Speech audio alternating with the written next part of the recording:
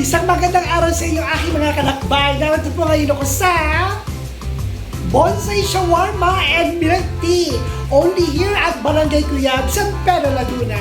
Come on and let us taste the sweetness and goodness of the milk tea and shawarma. At eto na mga kalakbay ang aking pinaka-aabangang favorite portion, ang tikiman time. So right na mga kalakbay, ito po yung kanilang milk tea shake. Ang in-order namin ay avocado flavor. Ay sarap po. At meron din po silang shawarma wrap. Ayan po. And of course, shawarma rice. Ayan.